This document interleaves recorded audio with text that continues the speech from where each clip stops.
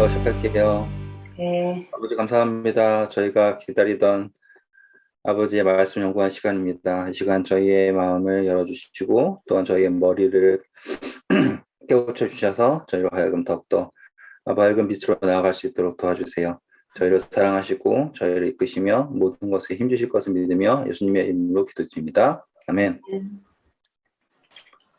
네, 우리는 지금 사도행전 8장에 들어갔어요. 그래서 지난 시간에 했던 게 뭐냐면 핍박이 있었지만 핍박이 내가 예수님 괜히 믿었어가 아니죠. 이제 복음의 전파의 도화선이 되었죠. 네, 그래서 이제 펼쳐나가는 거예요. 그래서 이제 그 장면이 시작되는 게 8장이거든요. 그런데 이제 여기에서 누가 등장하면서 시작되는 거예요. 사울이라고 하는 사람이 등장을 하면서 핍박하던 사람이죠, 사울은. 근데 나중에 핍박하는 사람이 나중에 뭐가 된다는 이야기 나올 거예요. 전파하는 사람이 된다는 이야기가 나올 거예요.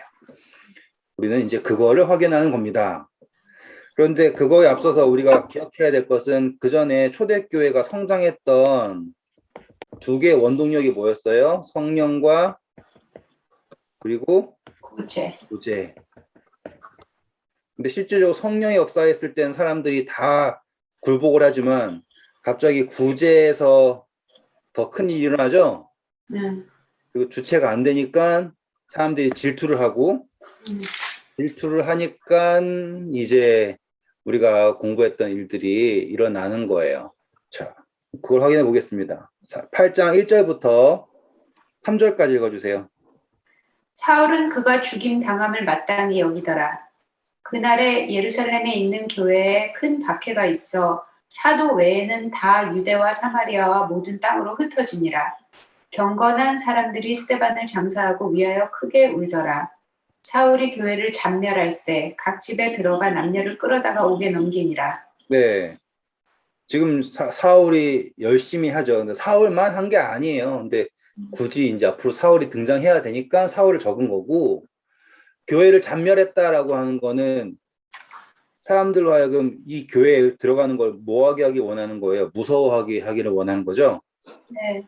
그래서 사람들이 폭발적인 이 구제가 더 이상 이루어질 수 없게 만들어진 거예요. 그래서 그걸 보고 들어갈 수가 없는 거예요. 이해되시죠? 네. 네.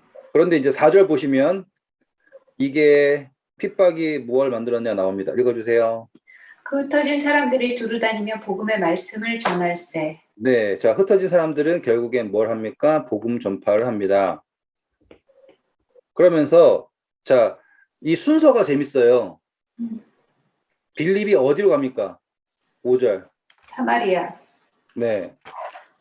그러면 예수님께서 하신 말씀이랑 맞아요? 달라요? 맞아요. 네, 확인해 볼까요? 마태복음 8장 19절만 먼저 읽어주세요. 그러므로 너희는 가서 모든 민족을 제자로 삼아 아버지와 아들과 성령의 이름으로 침례를 베풀고. 네, 보시면은 모든 민족이라고 했죠. 네. 그런데 그 모든 민족을 사도행전 1장에 오시면 어떻게 표현을 했냐면 1장 8절 오직 성령이 너희에게 임하시면 너희가 권능을 받고 예루살렘과 온 유대와 사마리아 땅끝까지 이르러 내 증인이 되리라 하시니라. 네, 예루살렘부터 시작해서 유대를 지나 사마리아를 지나서 땅끝으로 가잖아요. 네. 네. 지금 제일 처음에 예루살렘 여기에서 시작되었다가 복음이 막 퍼져나갔죠? 네. 그러다가 핍박이 들어가니까 유대를 지나서 어디까지 간 거예요, 지금? 사마리아. 그러니까 지금 이 사도행전이 8장에 들어와서 복음이 정말로 예수님께서 말씀하신 것처럼 움직이기 시작했다라는 걸 나타내고 있는 거예요. 그리고 여기에서 사마리아로 간 사람이 누구예요? 빌립. 6장 오셔서요. 5절 읽어주세요. 온 무리가 이 말을 기뻐하여 믿음과 성령이 충만한 사람 스데반과 또 빌립과. 네, 감사합니다. 자, 보시면 실장에서 역할했던 사람은 누구였어요? 스데반이었죠. 음, 그리고 지금 8장에서 역할하는 사람은 누구예요? 빌립. 빌립이죠. 다 누구예요, 지금? 거기 구제 했던. 다 안수 새로 받은 사람들이죠? 네, 뭐야? 안수. 네, 사도들에게서 안수 받은 사람들이잖아요. 네. 이게 지금 이 누가라고 하는 저자가 포인트를 잡고 있는 게 이거예요. 왜인지 다시 한번 잘 들어보세요. 이 사도행전에서 가장 주인공이 되어야 할 사람은 누구이냐면 원래는 제자들이어야 해요. 그렇죠. 왜? 예수님의 첫 번째 부르심 받은 제자들이잖아요. 그래서 그들을 뭐라 불러요? 사도라고 불렀잖아요. 그러면 누가는 12제자들 얼마나 쟁쟁합니까? 그 사람들의 일대기를 쫓아가도 부족할 거예요. 사도행전은. 근데 그 사람들의 일대기를 안 쫓아가죠. 대신 뭘 쫓아가냐면 복음의 전파 방향을 쫓아가는 거예요. 이해되시겠죠? 사도행전을 누가가 나다네엘이 뭘 했습니다라고 하는 걸 한마디도 안 적잖아요. 이해되시죠? 네. 지금 제가 여기에서 한 가지 짚고 넘어가야 될 게 뭐냐면 하나님께서 이 제자들 택하시고 보내시고 뭐 그분이 했다는 걸 다 기록한다라는 건 불가능이에요. 그래서 지금 누가는 복음의 흐름을 따라가는 거예요. 네? 그래서 그가 강조하고 싶은 거는 사도들이 뭘 했다가 아니라 복음이 어떻게 흘러갔다라고 하는 건데 아까 사도행전 1장에 나온 것처럼 예루살렘과 유대와 사마리아와 땅끝까지 이르러 내 증인이 되리라고 하는 이야기를 했지 않습니까? 그래서 지금 이 단계를 사마리아로 간 사람이 누구이냐라는 거 하는 거예요. 그런데 보시면 빌립이 갔잖아요. 근데 빌립이 이름 익숙하지 않아요? 네, 빌립이란 이름. 그 이 빌립이 누구 빌립일까요? 예수님의 제자 빌립일까요? 그거는 아니겠죠? 그러니까 그걸 모르는 거예요. 네. 아, 그래요? 네네. 그래서 이게 정확하게 제자 빌립이다, 아니다, 라고 하는 거를 알 수가 없어요. 그런데 저는 이 사람을 제자 빌립이라고 하지 않고 저는 여기 안수받은 사람 빌립으로 이야기를 끌어갈 거예요. 아, 이 빌립이 아닐 수도 있다. 오케이. 네. 그러니까 제 의도를 이해하시겠죠? 네.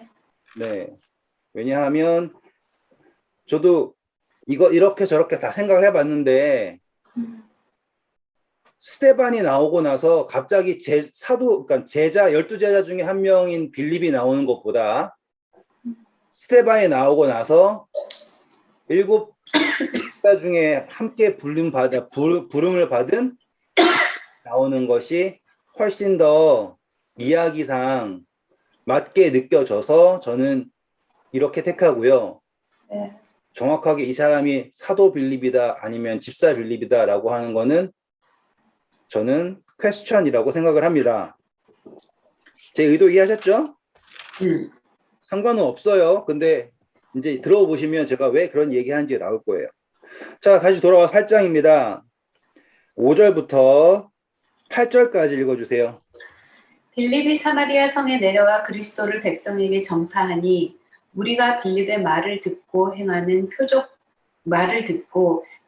표적도 보고 한 마음으로 그가 하는 말을 따르더라. 많은 사람에게 붙었던 더러운 귀신들이 크게 소리 지르며 나가고 또 많은 중풍병자와 못 걷는 사람이 나으니 그 성에 큰 기쁨이 있더라. 네, 자, 차이점이 나왔습니다. 드디어. 원래는 예루살렘에 기쁨이 있었죠. 네. 그런데 이제 복음 전파로 예루살렘에 있는 기쁨이 어디로 갑니까? 사마리아로 갑니다. 그게 기쁨, 복음, 기쁜 소식. 연결점 보이시죠? 네. 네. 그러니까는 핍박이 됐지만 사실상 그것이 다른 지역으로 복음이 전파되는 역할이 되었고 그것이 무엇이 된 거예요? 기쁨이 되었습니다. 라고 하는 이야기가 하나의 예제가 된 거예요. 그리고 나서 이제 9절부터 보시면 거기에 한 또 시몬이 등장합니다. 참 신기하죠. 시몬이 너무 많아요. 근데 이 사람은요, 뭐라는 사람입니까? 네, 하는 사람. 마술사래요. 그리고서는 읽어보세요. 자기를 큰 자라 그러는데 어떻게 그 큰 자라고? 성에 시몬이라 하는 사람이 전부터 있어 마술을 행하여 사마리아 백성을 놀라게 하며 자칭 큰 자라 하니. 네, 자 여기 보면 이제 시몬과 능력이라고 하는 개념을 할 거예요. 지금 여기서 지금 증명하고 싶은 건 뭐냐면 누가가 증명하고 싶은 게 뭐냐면 시몬이 능력을 가지고 있는데 이 능력은 뭐라는 거예요? 마술. 그리고 시몬은 사람들이 칭송을 하죠. 하지만 이 사람은 자칭. 그럼 여기에 나오는 단어들 다 구성이 보면 우리는 자 제자들이 가지고 있는 능력은 마술이에요, 성령이에요. 성령. 성령이죠. 제자들을 세운 것은 스스로 세운 받은 거예요. 하나님이 세우신 거예요. 하나님. 아시겠죠? 지금 이 시몬은 완전히 대조군인 거예요. 그러니까 누가가 수많은 일들 중에서 이 이야기를 쓰는 거는 의도가 있는 거죠. 그리고 10절 보세요. 낮은 사람부터 높은 사람까지 다 따르며 이르되 이 사람은 크다 일컫는 하나님의 능력이라 하더라. 네, 자, 이 사람이 마술 부리는 사람들이 뭐로 착각하고 있었다? 하나님의 능력이라고 착각을 하고 있었다. 근데 그것이 아니다. 그러면 이거는 돌려서 이것을 읽는 독자에게 여기서 저기서 이런저런 이적을 행한다고 해서 하나님의 능력이 아니다라고 얘기하는 거를 말하고 있는 거죠. 네. 네. 이게 왜 중요한지는 앞으로의 이야기가 어떻게 진행될지 생각해 보시면 돼요. 그전 유대에서는 예루살렘이라 할게요. 예루살렘에서는 무엇이 기준이냐면 계속 기록되었을 대로 가요. 그래서 항상 베드로 설교할 때 기록되었다라고 얘기하죠. 그렇죠? 심지어 스데반까지도 성경 전체를 쫙 돌투면서 뭘 얘기하는 거예요? 예루살렘 너희 유대인들이 한 것이 어떠하다, 틀렸다라고 하는 것을 논쟁하고 증명하는 거예요. 그래서 스데반이 했더니만 그 누구도 스데반과 논쟁이 이길 수가 없죠. 그래서 거짓 증언 만들어서 핍박을 받았다라고 하는 게 이 이야기 앞에까지. 이제는 복음이 이방으로 전파가 되잖아요. 그러면서 단순히 어떠한 능력이라고 하는 것이 나타났을 때 이걸 가지고 진짜다 가짜다라고 어떻게 판별할 것인가라고 하는 질문이 생기잖아요. 왜냐하면 모세가 지팡이를 뱀으로 만들었을 때 바로의 술사들도 하죠. 그랬더니만 바로가 모세의 말 들어요, 안 들어요? 안 듣잖아요. 같은 거예요, 지금. 왜? 시몬이라고 하는 사람이 마술을 행하고 있죠. 그러니 하나님의 능력인지 그렇지 않은지를 알 수가 없는 거예요. 그것이 편만하다라고 하는 거를 전제가 있는 거예요. 그래서 그 문제가 어떻게 해결되는가라는 거를 지금 보여주고 있는 겁니다. 그래서 이 마술 행하던 사람이 복음에 굴복을 하면 아, 마술과 성령의 능력이 차이가 있다라는 게 자연스럽게 설명이 되겠죠. 네, 한번 읽어볼게요. 이제 쭉 11절 읽어주세요. 오랫동안 그 마술에 놀랐으므로 그들이 따르더니 빌립이 하나님 나라와 및 예수 그리스도의 이름에 관하여 전도함을 그들이 믿고 남녀가 다 침례를 받으니 시몬도 믿고 침례를 받은 후에 전심으로 빌립을 따라다니며 그 나타나는 표적과 큰 능력을 보고 놀라니라. 네, 자 보시죠. 차이가 확실히 나죠. 네. 와, 능력 있다라고 하는 마술사도 복음을 듣고 개종을 했어. 그리고 그 사람이 뭘 하고 있어요? 놀라고 있다. 그러면 누가의 의도가 다분하게 나타나죠? 그렇죠? 다르다라는 게 이걸로 설명이 된 거예요. 그리고 시몬이라는 사람이 당시에 그 지역에서 유명한 사람이다라고 한다면 더 대단한 거죠. 예를 들어서 뭐 누가 요즘에 유명한지 모르지만 우리 지금 이재명 지사가 그거 대통령 후보잖아요. 그랬더니만 이재명 대통령이 이걸 보고서는 놀랐다라고 하면 그걸로 대단한 거잖아요. 그렇죠? 그 당시에 시몬이 어떠한 위치인지 모르지만 마술사로서 능력 있는 자라고 했는데 그 능력 있는 사람이 개종을 했고 그 능력 있는 사람이 빌립이 행하는 모든 그 표적에 놀랐다라고 하는 게 얼마나 설득력이 있는지를 우리는 봐야 한다 이거예요. 자, 이제 제가 이 빌립이 왜 사도 빌립이 아니라 집사 빌립이냐라고 얘기하는 이유가 뭐냐면 14절 보세요. 예루살렘에 있는 사도들이 사마리아도 하나님의 말씀을 받았다 함을 듣고 베드로와 요한을 보내매. 네, 보세요. 만약에 빌립도 12제자 한 명이죠. 네, 그러면 당연히 뭐예요? 사도죠. 네, 그러면 빌립이 할 수 있는 역할이 있겠죠. 네, 그런데 사마리아에서 복음을 받았다고 해서 교회에서 베드로랑 요한을 따로 보낼 필요가 없어요. 네. 누가 있으니까? 빌립이 있으니까. 그런데 지금 빌립이 했다고 했기 때문에 누구를 보내는 거예요? 베드로와 요한을 보낸대요. 누가 보낸대요? 사도들이 보낸다 그러죠? 그리고 빌립이 안수하여 아니면 사도들이 안수한다 나와요. 읽어볼까요, 이제? 5절부터 읽어주세요. 그들이 내려가서 그들을 위하여 성령 받기를 기도하니 이는 아직 한 사람에게도 성령이 내리신 일이 없고 오직 주 예수의 이름으로 침례만 받을 뿐이더라. 네, 보세요. 빌립은 뭐만 했다 그래요? 침례. 네. 그러면은 어느 게 설득력 있겠습니까? 사도인 빌립이 같다라는 게 설득력 있겠어요? 아니면 집사 빌립이 같다는 설득력 있겠어요? 집사. 집사죠?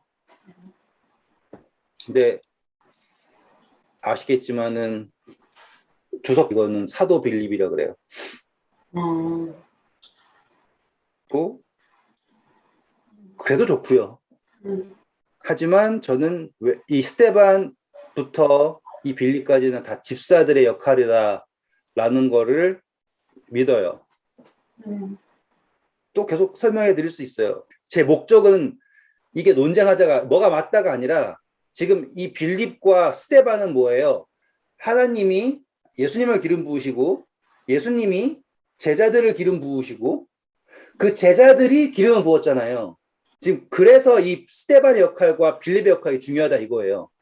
오히려 사도들 역할보다 스테반 역할이 더 대단했죠. 짧았지만. 사도들은 아직까지 사마리아에 복음 전할 생각이 없었어요. 그런데 누가 있었던 거예요? 빌립에게는 사마리아를 사랑하는 마음이 있었던 거예요. 누가 더 대단한 거예요?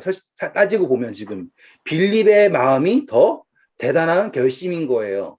그리고 지금 빌립이 가가지고 침례를 다 줬잖아요. 그걸 보고서는 그러니까 솔직히 속된 말로 베드로랑 요한이 숟가락 얹으러 온 느낌 정도예요, 지금. 왜? 빌립이 그 사마리아 마을에서 최고 권위자인 시몬마저도 굴복시킨 상태잖아요. 맞죠? 네. 다시 한번 읽어볼게요. 16절 보면 이는 아직 한 사람에게도 성령 내리신 일이 없다라고 나오죠. 네. 그러면 빌립이 한 것은 뭐밖에 없습니까? 오직 주 예수의 이름으로 침례만 줬습니다. 맞죠? 자, 17절 보시면 빌립이 안수합니까? 두 사도가 안수합니까? 사도들. 네, 그럼 빌립은 사도가 아니라 집사라는 거 맞죠? 17절 이에 두 사도가 그들에게 안수함에 성령을 받는지라. 18절 시몬이 사도들의 안수로 성령 받는 것을 보고 뭘 한다고 합니까? 돈을 줬대요. 더 이상 이제 빌립이 집사 빌립인지 사도 빌립인지 고민할 필요가 없어요. 저희는 이미 답을 아니까. 그래서 돈을 빌립에게 주지 않았죠. 왜? 빌립은 뭐만 하는 사람이었으니까? 힘내주고 표적을 보이는 사람이었지 누군가에게 권능을 줄 수 있는 사람은 아니었다라고 시몬이 인식하고 있었던 거예요. 돈을 누구에게 줬을까요? 그렇죠. 두 사도에게 줬던 거예요. 자, 19절부터 읽어주세요. 이르되 이 권능을 내게도 주어 누구든지 내가 안수하는 사람은 성령을 받게 하여 주소서 하니 베드로가 이르되 내가 하나님의 선물을 돈 주고 살 줄로 생각하였으니 내 은과 내가 함께 망할지어다. 하나님 앞에서 내 마음이 바르지 못하니 이 도에는 네가 관계없고 분깃될 것도 없느니라. 그러므로 너의 이 약함을 회개하고 주께 기도하라. 혹 마음에 품은 것을 사하여 주시리라. 내가 보니 너는 악독이 가득하며 불의에 매인 바 되었다. 시몬이 대답하여 이르되 나를 위하여 주께 기도하여 말한 것이 하나도 내게 임하지 않게 하소서 하니라. 감사합니다. 자, 여기에서 이 시몬의 역할이 아주 재미있고 중요한 대목이에요. 그림을 보시면 시몬이 뭘 달라고 했어요? 능력. 어떤 능력이요? 성령을 자기가 안수하면 성령을 받게 하는 능력. 그렇죠. 지금 시몬은 뭘 하던 사람이에요? 마술. 마술하던 사람이에요.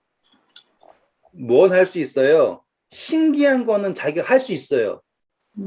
그래서 빌립이 하는 거 보고는 어떻게 인식했냐면, 야, 저거 되게 신기하다. 어떻게 하지? 라는 거예요. 근데 지금 베드로랑 요한이 하는 건 뭐예요? 안수를 하면 능력을 주네요. 그렇죠? 이거 성령 인식하지 않아요, 지금. 그래서 이 사람은 성령을 하나님의 영으로 생각하지 않고 마술을 할 수 있는 능력으로 생각을 해요. 그리고서는 그 사람이 원하는 건 뭐냐면, 아, 내가 다른 사람에게도 이 능력을 주고 싶다. 줄 수 있는, 장사할 수 있는 미천을 원한다 이거예요. 접근이 상당히 상스럽죠. 그런데 이게 요 대목에서 중요한 거예요. 베드로가 얘기합니다. 20절 보시면 내가 하나님의 선물을 뭘로 생각했다 그래요? 살 수 있다고. 돈 주고 살 수 있다고. 자, 이 이야기가 왜 차이인지 볼게요. 이미 베드로는 다른 사람들한테 안수했죠. 네. 시몬 말고 다른 사람들한테. 그럼 시몬한테도 안수를 해줄 수 있지 않았을까요? 그 상태를 아니까는 안 해줬나? 일부러? 시몬은 다른 사람들은 베드로한테 돈 줘서 안수 받았어요. 그냥 안수 받았어요. 그냥 받았죠. 그냥 네. 근데 시몬은 왜 돈을 줬을까요? 그 안수할 수 있는 그 능력을 세게 받으려고. 예, 맞아요. 그거예요. 지금 딱 시몬의 논리는 뭐예요? 아, 요놈들이 이거를 임의로 주는 거다. 누구를 모르는 거예요? 하나님께서 선물로 주신다라는 걸 모르고 시몬은 요 사람들한테 돈 좀 찔러주면 나한테 더 좋은 거를 줄 수 있다라고 생각을 한다 이거죠. 완벽한 예제예요. 우리가 교회에 가서 헌금 많이 내면 하나님 나 더 축복해 주겠지라고 생각하는 거 한 번쯤 다 생각해 보죠. 하나님한테 좀 잘 보이면 내가 나중에 또 다른 사람들한테 좀 나한테 하나님께 나에게 성령의 은사를 주셔가지고 내가 안수하면 저 사람 병 다 낫는 그런 능력이 나한테 있습니다. 이렇게 생각하는 사람 되게 많죠. 그게 다 시몬의 자세인 거예요. 여기서는 돈을 드리잖아요. 근데 다른 사람들은 뭘 생각하는 거예요? 시간을 드리고 정성을 드리고 뭐라고 생각하는 거예요? 내가 이거를 살 수 있다라고 생각하는 거예요. 뭐라고 생각하지 않고요. 선물이라고 생각하지 않고요.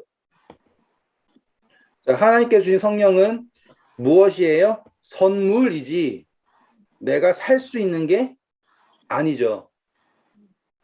그래서 이 베드로와 요한이 이 시몬을 대하는데요. 전 참 좋은 게, 자, 차이점 잘 보셔야 돼요. 중요하니까. 아나니아와 삽비라는 어떻게 됐어요? 죽었죠. 죽었죠. 근데 시몬은 죽어요, 살아요? 살아요. 죽었다는 얘기 안 나와요. 시몬이 뭘 해야 돼요? 뭐라고 얘기해요? 곧바로 회개하고 나한테 그런 일 안 생기게 해주세요라고 얘기하죠. 네. 24절 맞죠? 시몬이 대답하이로되 나를 위하여 주께 기도하여 말한 것이 하나도 내게 임하지 않게 하소서 하니라 라고 했죠. 네. 차이점이 이거예요. 베드로와 요한이 지금 시몬에게 경고를 하죠. 시몬이 뭘 했어요? 그것을 수용하고 돌아섰죠. 그리고 그렇게 하지 않게 해달라고 간구를 하죠. 그러면 똑같이 아나니아 삽비라 이야기에도 같은 맥락이 있었다라는 걸 알아야 되는 거예요. 우리는. 이해되시겠습니까? 네. 아나니아 삽비라 이야기에도 같은 맥락이 분명히 있었다라는 거가 중요한 거예요. 자, 한 번만 더 보고 갈게요. 22절 읽어주실까요? 그러므로 너의 이 약함을 회개하고 하나님 앞에서 내 마음이 바르지 못하니 이 도에는 내가 관계도 없고 분깃될 것도 없느니라. 네. 뭐가 하면이 관계가 없다 그럽니까? 이 도에. 살 수 있다라는 개념으로 덤빌 때 하나님의 복음에 뭐도 없다 그래요? 분기. 네. 분깃도 없고 관계도 없다예요. 이걸 조금만 확장하면 우리가 하나님의 선물을 내 거다, 내가 이렇게 해서 얻은 거다, 혹은 내가 가질 수 있다라고 하는 접근으로 하게 되면 그것이 아무리 보기에 선해 보이고 아름다워도 복음과는 관계가 없다라고 하는 이야기도 여기에서 배울 수가 있어요. 그리고 이제 다시 돌아와서 누가가 말하고자 하는 겁니다. 이제 누가가 이 시몬의 예를 통하여서 독자에게 하고자 하는 말은 뭘까요? 이제 성령은 선물이다. 성령은 절대적으로 하나님께서 주시는 거저 주신 선물이며, 그리고 기존에 사람들이 했던 마술과 혹은 속임수들과 능력들과는 완전히 다르다라고 하는 것을 설명하는 게 바로 여기까지의 목적이겠죠? 맞죠? 그리고 또 다른 것은 사마리아의 복음이 같다. 그리고 이방인이죠. 사마리아인들. 그 사람들도 무엇을 받았다? 성령. 성령을 받았다. 이게 여기까지의 목적이에요. 성령은 이제 더 이상 유대인들에게만 있는 것이 아니라 성령은 모두에게 라고 하는 이야기에 0.5까지 간 거예요. 유대인, 사마리아 0.5까지 간 거예요.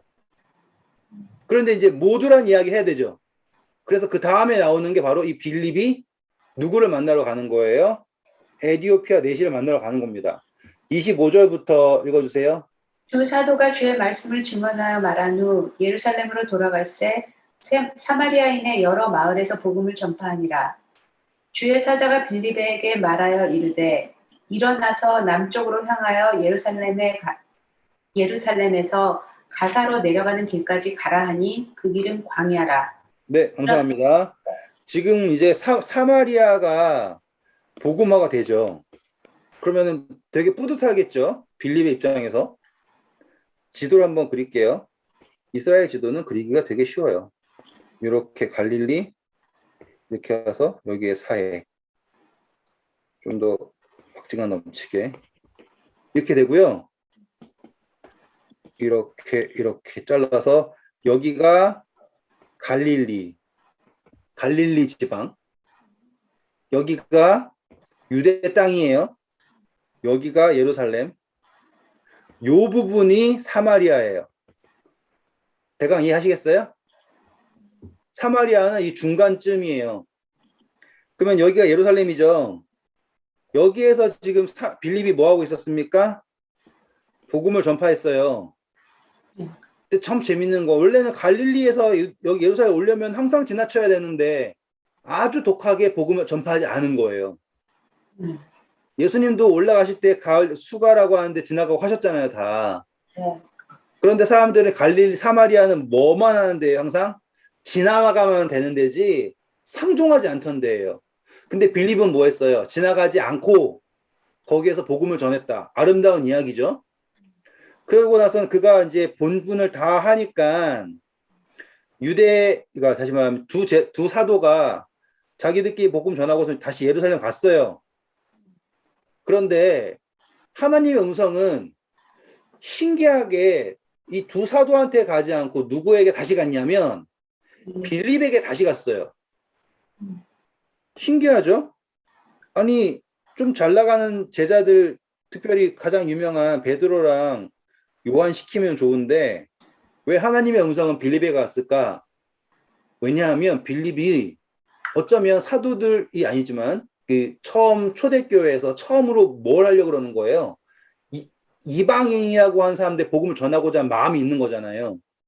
그랬을 때 에디오피아 내시를 만나게 한다면 하나님께서는 누구를 부르시고 싶을까 이거예요. 빌립을 사용하시고 싶다 이거예요. 저는 그거를 여기에서 봐요. 분명히 쟁쟁한 제자들이 있지만 누구를 부르냐면 마음이 열린 사람. 이거 오늘의 주제라고 생각하시면 돼요. 하나님을 많이 경험한 사람, 복음을 잘 전파하는 사람, 뭐 돈이 많은 사람, 능력이 많은 사람 다 아닌 거예요. 베드로가 너는 내가 나를 이 사람들보다 더 사랑하느냐 베드로에게 물으셨죠. 그게 뭐였어요? 베드로야, 너는 정말 큰 죄인이기 때문에 그래서 너는 나를 더 사랑한다 라고 하는 거였잖아요. 그 논리를 따지면 예수님을 가장 많이 사랑하는 사람을 사용하셔야 될 것 같잖아요. 근데 그거랑 관계가 없는 거예요. 지금은 사랑한다고 해서 되는 게 아니에요. 복음이라는 건요, 그 대상에 향하여 마음이 열린 사람을 하나님이 사용하시는 게 바로 이 장면에서 나온다 이거예요. 그냥 대뜸 하나님이 빌립을 보내셔가지고는 빌립이 좀 근처에 있었나 보지 생각하잖아요. 아니에요. 빌립은 여기 있었어요. 그러네. 여기. 지금 어디로 가라 그래요? 예루살렘에서 가사로 내려가는 길까지 가라 그러죠? 네. 그러면 방향이 이쪽이에요. 방향이 일로 내려가는 쪽이에요. 네. 그러면 예루살렘에 있었죠. 에티오피아 내시가 이미. 사도들은 이미 어디에 있어요? 예루살렘에 있죠. 만약에 하나님이 에티오피아 내시를 개종시키고 만나게 해서 하고 싶다면 예루살렘에 뻔히 있는 12사도를 통해서 하실 수 있죠. 네. 제가 지금 막 열정적으로 얘기하고 있는 이유를 보셔야 해요. 분명히 예루살렘에는 충분한 인력이 있어요.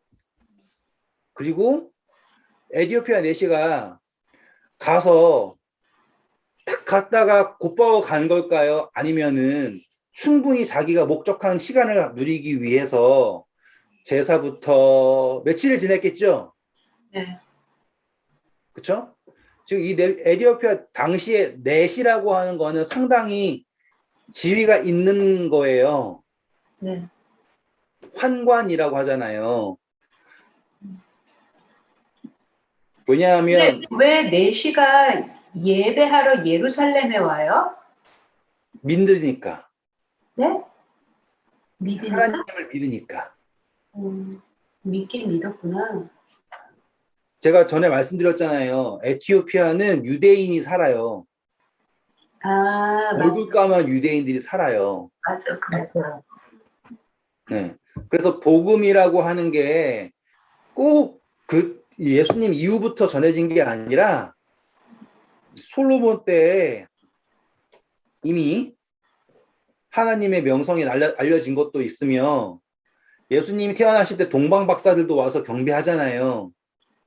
그래서 메시아를 기다린다라고 하는 거는 그 당시에 이미 다 퍼져 있던 거예요. 그래서 유대인이 아니더라도 예배자들이 있었어요. 이제 제가 다시 중요하니까 핵심 들어와서 몇 번 반복해도 중요해요. 복음은 예수님 사랑하는 사람, 성경 많이 하는 사람, 그 사람들 통해서 하는 게 아니라 어떠한 대상에게, 복음을 전하는 대상에게 마음이 열린 사람을 하나님이 사용하신다. 별표 100만 개 치셔도 돼요. 그래서 이 사람이 예배하러 왔을 때 하루 이틀 있는 게 아니었어요. 제자들 사용할 수 있었지만 제자들은 이미 그들이 어떤 상태에 있어요. 우리는 지금 핍박받고 있다. 어떻게든 살아야 된다. 아시죠? 그 정도 마음이에요. 그렇다고 해서 하나님을 사랑하지 않는 것도 아니고 예수님을 사랑하지 않는 것도 아니고 복음에 대한 확신이 없다라는 것도 아니에요. 근데 그들이 어디에 마음이 안 열려 있는 거예요? 이방인에게 복음을 전해야 한다라고 하는 마음이 열려 있지 않은 상태예요.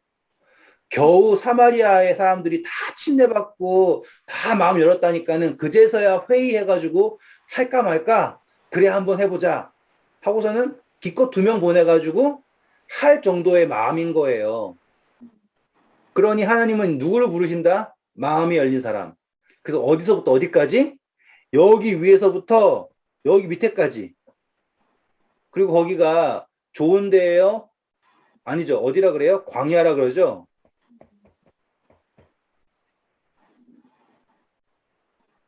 저는 어쩌면 이런 생각도 해요. 우리 교회에 하나님께서 사람을 보내시거든요. 자발적으로. 제 발로 기어 들어온 사람이 있어요. 그러면 우리는 저 사람 교회 왜 왔지? 이렇게 쳐다보고 있다고요. 아무도 안 붙잡고 아무도 알려주지 않는 거예요. 왜? 우리는 우리끼리의 마음이 있으니까. 그러니까 그 사람에 대한 마음이 열린 사람이 없어요. 그러니까 그 사람은 왔다가 그냥 돌아가는 거예요. 이해하지도 못하고. 상황이 똑같다라는 거 아시겠죠? 네. 그때 응답을 누굴 통해서 하신다? 이 집사 빌립을 통해서 하셨고, 이 빌립은 저기 위에서부터 순종해서 광야길로 내려가는 거예요. 누가 있는지도 몰라요. 약속된 것도 없죠? 근데 이 안수받은 집사 빌립은 가라니까 가는 거예요. 그래서 왔죠. 되게 멋있지 않아요? 그렇게 생각하시니까? 27절 읽어보세요. 일어나 가서 보니 에디오피아 사람 곧 에디오피아 여왕 간다게의 모든 국고를 맡은 관리인 네시가 예배하러 예루살렘에 왔다가 돌아가는 길에 수레를 타고 선지자 이사야의 길을 읽더라. 네, 감사합니다. 자, 여기 보시면 아까 설명하다 말았던 게 뭐예요? 내시라고 하는 거가 왜 신분이 높냐면 내시가 되었다라는 거는 거세했다라는 거죠. 거세했다라고 하는 거는 왕의 여자들을 건드릴 수 있는 정도의 위치에 있다라는 뜻이에요. 이해되시죠? 그러니까 왕에게 궁녀들 있잖아요. 여자들은 다 누구 거예요? 왕 거예요. 근데 왕이 여자들만 일할 수는 없잖아요. 항상 측근에 최측근에 남자를 둬야 되지 않습니까? 근데 남자를 두면 그 남자가 여자랑 정문날 수 있죠. 그래서 궁녀와 최가까이에 있으면서도 궁녀처럼 가까이 있으면서도 왕을 지켜줄 수 있는 제일 신뢰하는 사람들을 내시로 만들어서 하는 거죠. 누가 네살도 그랬고 모든 왕들은 다 그래요. 근데 보시면 이 에티오피아의 모든 국고를 맡고 있는 내시가 유명하겠죠? 한 국가의 최고 책임자 정도니까. 그러면은 예루살렘에 왔을 때, 자, 우리 이 글의 사도행전의 독자가 누구예요? 데오빌로 각하죠? 네. 그럼 이 사람도 어떻게든 알 수 있을 만한 위치에 있는 사람인 거예요. 그러니까는 의도를 보셔야 돼요. 저자의 의도. 이 사람 왔는데 12사도들은 아무것도 안 해요. 그리고 이제 이 빌립이 쫓아왔습니다. 그때 때마침 에티오피아 내시가 뭘 읽고 있어요? 이사야서를 읽고 있어요. 저는 이런 걸 경험해봐서 알아요. 혹시 그 마차 같은 거 타보셨어요? 놀이동산에서. 여기는 수레라고 표현이 나오거든요. 비포장 도로에서 타보셨어요? 아니요. 어마어마해요. 저는 되게 많이 타봤거든요. 아프리카에도 타보고 인도에도 타보고. 그냥 이건 탄 게 아니에요. 그냥 거기에 있는 거예요.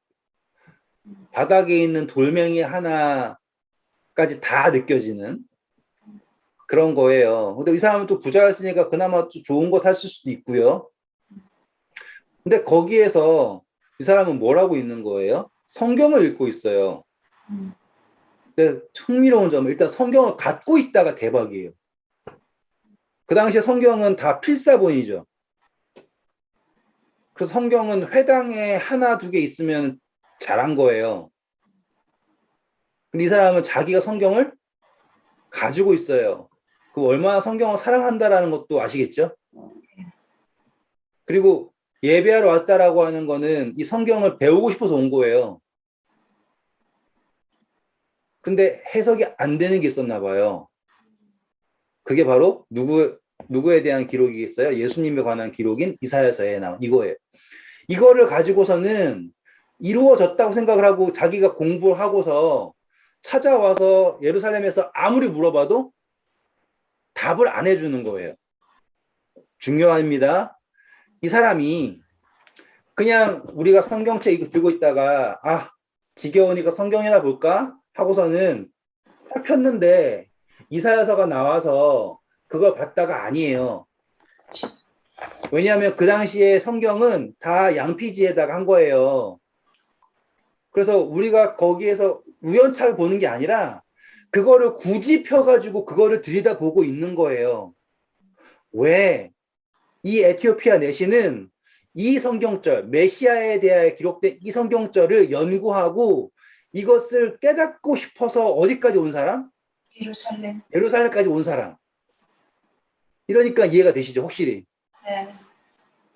그냥 우연찮게 성경을 보고 있는데 옆에서 누가 와가지고 그거 모르겠어, 내가 알려줄게, 이게 아니라 그것을 알기 위해서 어디까지 찾아온, 예루살렘까지 찾아온 사람. 하지만 뭘 못했어요? 답을 얻지 못했어요. 왜 답을 얻지 못했어요? 12사도는 숨어 있었고 거기에 있는 제사장들과 유대인들은 다 이거를 안 믿고 있잖아요. 왜? 자기들이 예수님을 십자가에 못 박았으니까. 지금 한창 뭐 하기 바쁜데, 핍박하기 바쁜데. 그래서 이 에티오피아 내시가 돌아가고 있다라는 거 이해되시죠? 네. 네, 28절부터 다시 읽어보세요. 돌아가는데 수레를 타고 선지자 이사야의 글을 읽더라. 성령이 빌립더러 이르시되 이 수레로 가까이 나가라 하시거늘 빌립이 달려가서 선지자 이사야의 글을 읽는 것을 듣고 말하되 읽는 것을 깨닫느냐? 네, 감사합니다. 자, 이제 이 수레에 어떻게 내가 표현을 할 수 있을지 모르겠어요. 보통 큰 소리를 읽었나?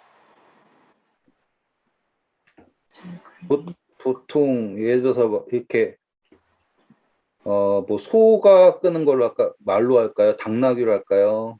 보통 당나귀일 거예요. 당나귀. 이렇게 해가지고는 이렇게 해가지고 바퀴가 커다랗고 이런 식으로 된 게 수레예요, 보통. 제가 이거 그림을 꼭 그려야 될 이유는 없는데 그리는 거예요. 점점 잘 그려요. 이거 잘 그렸어요. 그냥 대강 한 건데. 너무 잘 감사하죠. 그렇게 하니까 다른 감사해요. 속도로. 이렇게 읽고 있는 거예요. 네. 설명드렸듯이 읽기 되게 어려워요. 정말 읽고 싶고 알고 싶고 하지 않는 이상 읽는 것 자체가 말이 안 될 정도로 힘들어요. 그리고 이 에티오피아 시는 국보를 맡고 있는 사람이죠. 혼자 갔을까요? 주렁주렁 같이 갔죠. 그렇죠. 주렁주렁. 그걸 말씀드리고 싶은 거예요. 주렁주렁. 사람들이 다 주렁주렁 하고서 이렇게 가는 거예요. 혼자 온 사람이 아니에요. 수행원들이 쫙 있어요. 그러면 이 사람들이랑 있을 때 빌립이 여기에 가가지고는 이렇게 들러붙으면 어떤 줄 아시겠죠? 네, 주눅들 수도 있고 애매할 수도 있고 막 그래요. 그런데 하나님이 성령님이 가라고 하니까 갔어요. 근데 이 사람이 이거를요 읽고 있죠. 읽고 있다라는 거는 이게 얼마나 재밌는 거냐면 이 사람이 만약에 안 읽고 있잖아요. 그러면 빌립은 이거 방언을 해야 되나 말아야 되나 고민해야 될 상황이에요. 다른 언어를 쓰는가 보죠, 얘네가? 그렇죠? 그렇죠. 에티오피아 말 쓰죠. 이 사람이 읽고 있는 건 뭐예요? 성경 읽고 있죠. 그럼 이 사람은 뭘 읽을 줄 안다라는 거예요? 그 당시까지는 라틴. 히브리어예요? 히브리어 아니면 헬라어 둘 중에 헬라. 하나예요. 그러니까 최소한 공통어는 할 수 있다는 거죠. 그리고서는 이 사람이 읽고 있어요. 그럼 듣고 있는 사람은 얘도 듣고 있고 얘도 듣고 있고 얘도 듣고 있고 얘도 듣고 있고 얘도 듣고 있고 그 상황이 다르게 보이시죠? 이 수행하는 사람들은 다 이 사람이 뭘 믿고 있다라는 걸 알아요. 하나님을 믿고 있다라는 걸 알아요. 그리고 이 말씀을 읽고 있다는 걸 알아요. 자, 빌립이 왔어요. 와고서 한 얘기가 네가 읽고 있는 걸 깨닫느냐라고 물어요. 근데 때마침 그게 뭐였어요? 예수님의 말씀이죠. 이사야서에. 자, 읽는 구절이 그래서 31절 보면 대답하되 지도해 주는 사람이 없으니 어찌 깨달을 수 있겠느냐라고 하죠. 자, 이걸 가지고 우리가 추측한 게 뭐예요? 예루살렘에 온 이유는 이 말씀을 지도해 주는 사람을 찾기 위해서였습니다라는 걸로 왔어요. 그리고서는 빌립을 청하여서 수레에 올라가라고 합니다. 엄청난 거죠. 그리고서는 그 사람이 딱 읽어요. 32절 읽어주세요. 그가 도살자에게로 가는 양과 같이 끌려갔고 털 깎는 자 앞에 있는 어린 양이 조용함과 같이 그의 입을 열지 아니하였도다. 그가 굴욕을 당했을 때 공정한 재판도 받지 못하였으니 누가 그의 세대를 말하리요. 그의 생명이 땅에서 빼앗김이로다. 네.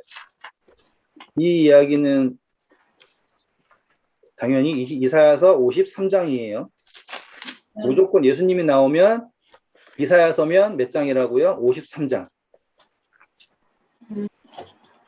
12절 제일 마지막에 보시면 그가 많은 사람의 죄악을 담당하였다라고 나오죠. 6절 봐보세요. 네. 이제. 우리는 다 양 같아서 그릇 행하여 각기 지 길로 갔거늘 여호와께서는 우리 모든 죄악을 그에게 담당시키셨도다. 네, 이게 지금 이 성경의 핵심이에요. 그쵸? 예수님이 모든 죄악을 담당하는 분. 에티오피아 내시아에게는요, 질문인 거예요. 누구인지는 모르지만 이 사람이 모든 죄악을 담당한다.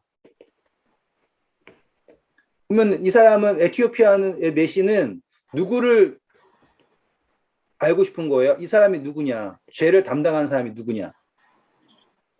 그런데 자, 읽어볼게요.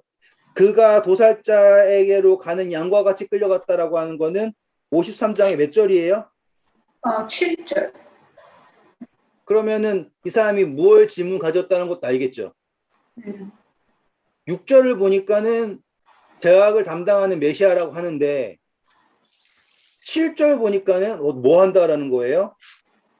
죽임을 당하러 간다라고 하잖아요. 네.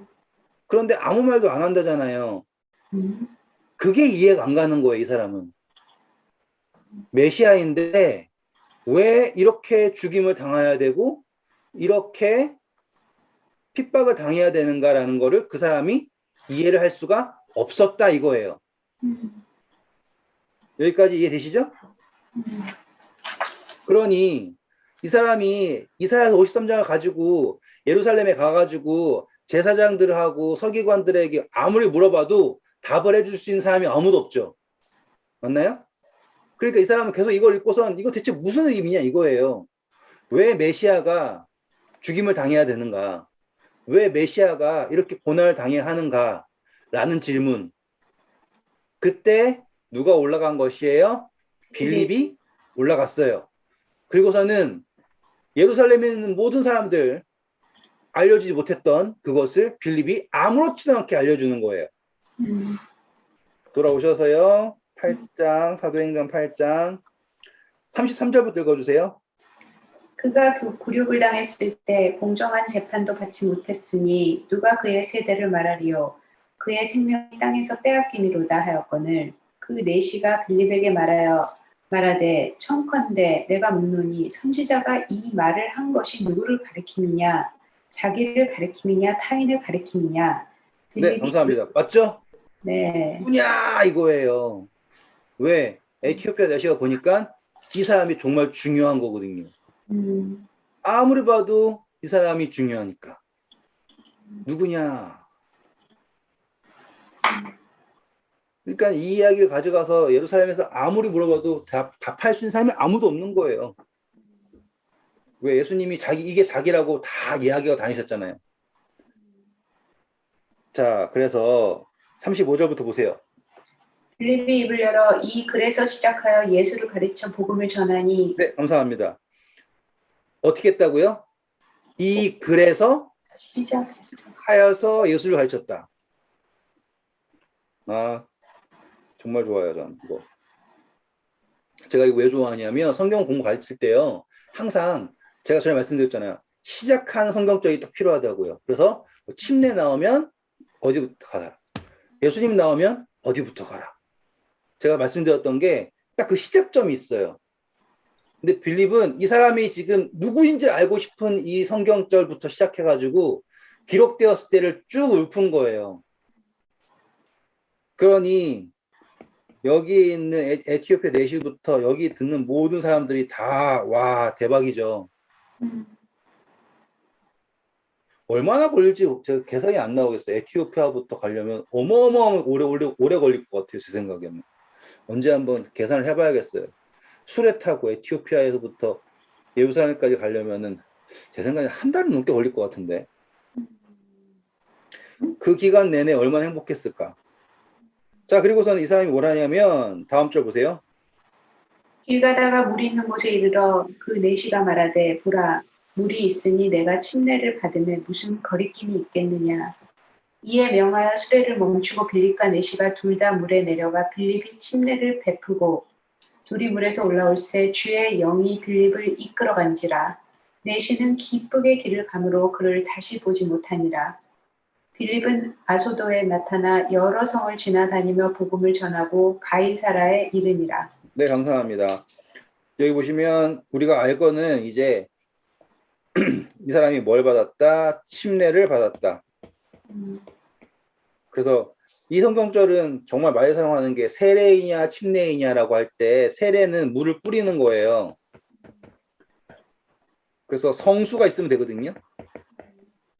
그래서 제사장이 가지고 있는 물 성수라 그래가지고 그걸 뿌려서 받는 거예요. 이거는 십자군 전쟁 때 사람들이 십자군 전쟁할 때 기독교인이 아닌 사람이 전쟁을 하면 안 되기 때문에 그냥 너 예수님 믿는다고 쳐. 그리고서는 뿌리고서는 전쟁 가서 죽고 끝나라 이런 식이었던 게 세례의 시작이에요. 그런데 침례는 물이 있어야 돼요. 그래서 물에 들어갔다가 나오는 거를 침례라고 하는 거예요. 그래서 담근다 해서 잠겼다가 나온다라는 거고 세례는 이렇게 뿌리는 거예요.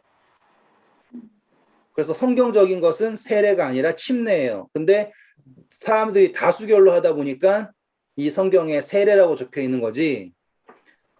그래서 밥티즘이라는 것 자체가 물속에 잠긴다이고 에티오피아 내시가 나 물병 있으니까 세례 줘라고 하지 않잖아요. 저기에 물이 있으니까 나를 가서 침례를 줘라라고 하는 거예요. 네. 근데 보시면 아까 만난 데가 어디였어요? 광야였죠. 네. 예.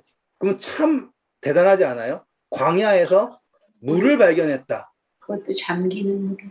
예. 그러니까는 이 타이밍이랑 이 모든 것을 준비하신 하나님의 인도하심을 볼 수 있는 것도 이 장면에 들어가는 것 같아요. 제가 짧게 제 간증을 하면 제가 케냐에서 선교를 할 때 그때 건기였어요. 건기. 그래서 사바나에 있는 모든 초식 동물들은 탄자니아로 넘어가는 그 아시죠? 다큐멘터리를 보면 케냐에 있는 사바나에 있던 애들이 건기가 되면 탄자니아로 우 넘어가요. 동물이 아예 없어요. 그냥 건기예요. 근데 그때 전도회를 했어요. 전도회를 하면 침례자가 나올 거 아니에요. 그러면은 제일 문제가 뭐냐면 물을 구해가지고 이 사람들을 넣어야 되는데 버켓 같은 데다가 넣으려고 해도 물이 너무 많이 들어가지. 엄청나게 들어가는 거예요. 그러니까는 뭐 드럼통에다가 목사님이랑 둘 다 들어가서 넣을 수도 없고 이 상황 이해하시죠? 그리고 웅덩이를 어떻게 해도 안 되고 그리고 당장 마실 물도 없는 상황에서 펌프해가지고 한다 그러면 욕먹고 그런 상황이에요. 아프리카가 그 정도로 침례 주기가 애매해요. 건기일 때는. 그때 제가 아무런 그런 것도 없었는데 희망이 없었는데 침례 못 끌고 이제 우기 되면 하자 그런 식이었는데 우연히 이제 뚝을 만들었어요. 이렇게 개울에다가 그냥 완전히 마른 개울. 근데 거기에다가 이제 비닐로 해가지고 뚝을 만들고서는 일단 전도회 끝날 때까지 기다려 봅시다라고 했어요. 근데 정말로 마지막 날 침례 주기 전날 비가 막 미친 듯이 쏟아져가지고 그 뚝이 물이 꽉 찬 거예요. 음, 나 영상도 있어요. 그거 보여드릴게요. 나중에 기회 되면. 그러니까 그런 게 있어요. 와, 이게 정말 이렇게라도 해서 하나님께서 하시는 게 가능하구나. 그게 그럼 진짜 있더라니까요. 감동받았겠다, 그때는. 그때 진짜 감동이었죠. 음, 제 영상 보시면 음. 진짜로 그러니까 마실 수도 없는 흙탕물인데 그래도, 거기에서 사람들 침대 갔는데 야, 정말 행복해 보이고 좋아 보이더라고요. 그리고 하나님이 하신 일이라는 게 딱 믿겨지니까 네. 그게 감동이 되겠죠. 네, 진짜 그때 그러니까 이런 거예요. 여기 광야에서 만났는데 딱 공부를 딱 마치고 보니까 때마침 뭐가 보여요? 물이 보여요. 뭐요? 네, 준비하시는 하나님 이거예요. 그리고 여기서 지금 마지막으로 한 마디 더 할게요. 딱 네, 죄송해요. 계속 딱딱거리는데 빌립이 여기까지만 하고 그냥 호련히 떠나요. 되게 멋있죠. 되게 멋있나? 네, 멋있어요. 음, 근데 여기에서 이 호련히 떠났다라는 게 저는 이 에티오피아 내시가요. 빌립이 얼마나 고마울까요? 근데 찾지도 않고 기쁘게 그냥 갔잖아요. 네. 음, 그리고 빌립에게 의존하고 싶겠죠. 더 배우고 싶고. 나 혹시나 그렇게 될까봐. 네. 그런데 하나님께서는 마치 거라사 광인이 예수님 따라갈래요? 더 하고 싶어 하는데 예수님이 너는 가라라고 하잖아요. 지금 에티오피아 내시에게는 그때 그 기쁨, 그리고 지금까지 당황했던 그 시간, 찾고자 했던 그것만으로도 에티오피아에 그리스도의 복음을 전하기에 뭐하다라는 거예요. 충분하다라는 거예요. 그리고 그에게는 이 사람이 함께 하는 게 아니라 누가 함께 하신다? 성령. 네, 이거예요. 그래서 지금 독자가 누구예요? 데오빌로라고 하는 실존하는지 가상한지 모르지만 카카라고 하는 높은 직위의 사람이에요. 보면 에티오피아에 사도들이 가지 않았죠. 맞아요. 지금 상황 포인트가 그거예요. 에티오피아에 예루살렘에서부터 누군가가 가지 않았어요. 그런데 거기에서 지금 복음 운동이 일어나고 있네요. 근데 만약에 빌립이 가가지고 했다라고 하면은 그럴 수도 있지라고 하지만 빌립이 그냥 예수님입니다라고 알려주고 침례만 받은 이 한 사람이 갔음에도 불구하고 갑자기 에티오피아에 복음의 확산이 있다면 이건 오로지 누구의 능력으로 이루어진 것이다라는 걸 반증하는 거예요. 성령의 능력으로 이루어진 겁니다. 라고 이야기하는, 그러니까 독자에 대해 맞춤으로 전해주는 이야기라는 거 보이시죠? 네. 그러니까 지금 에티오피아 내시는 뭐밖에 안 했다? 빌립에게 딱 요 이야기만 듣고 예루살렘에서 일어나는 모든 일들이 예수님에 관한 이야기라는 걸 깨닫고 침례를 받은 후 기쁨으로 갔다. 그런데 보니까 빌립은 아무런 도움을 준 것이 없고 그 이후로 오로지 예수 그리스도를 깨달은 그 기쁨만으로 성령의 이끄심으로 에티오피아에 지금 복음이 살아 숨쉬고 있다라고 하는 걸 말하는 게 바로 여기까지의 이야기예요. 그리고 여기 이제 나중에 40절에는 빌립이 아소도에서 나타나 여러 성을 지나다니며 복음을 전파하고 가이사랴에 이르니라라고 나오죠? 네. 오늘 그 성경 구글에다가 성경 지도 한번 쳐보세요. 그러면 빌립이 동해 번쩍 서해 번쩍 한다라는 게 보일 거예요. 가이사랴가 어디에 있는지 한번 봐보세요. 이거 방과 후 수업처럼 해서 한번 혼자 숙제처럼 구글에다가 신약시대 성경 지도 치시고 빌립이 사마리아에 있다가 예루살렘에 내려왔다가 가이사랴까지 갔다라고 하는 게 얼마나 멀리를 이 사람이 복음에 붙잡혀서 다녔는지를 확인해 보시면 야 진짜 그 하나님께서는 믿음 좋은 사람, 예수님 사랑하는 사람 등등등 다 떠나서 누구를 사용하시는가? 마음이 열리고 부르심에 순종한 사람을 사용하신다라는 거를 진짜로 두 눈으로 확인하실 수 있을 거예요. 네, 오늘 수고하셨고요.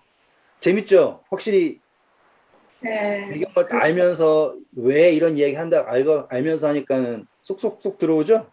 예, 이 내시가 되게 안 그래도 되게 좀 이렇게 막 읽을 때 이 사람은 뭘까 막 그런 생각이 들었는데 그러니까 그냥 어쩌다가 걸린 게 아니네요, 진짜. 네. 되게 갈구하다가 하나님이 그렇죠. 보내줬으니까 내시로서도 빌립을 만난 게 얼마나 기적 같았겠어요.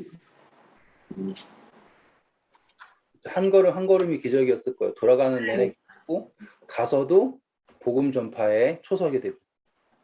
가이사라가 거라사예요? 아니죠. 아니에요. 가이사랴라고 따로 있어요. 거라사는 그 광인이 있던데. 가이사라가 어디 옆에 있어요? 아니, 대충. 또 보면 정확하게 그냥 가이사랴 나와요. 이렇게. 그래요? 아소도에 나타나고 보시면 나와요. 네. 해보세요. 그러면은 이 사람이 동해번쩍 서해번쩍이구나 보일 거예요. 좋은 밤 되세요. 감사합니다. 네, 네. 감사합니다.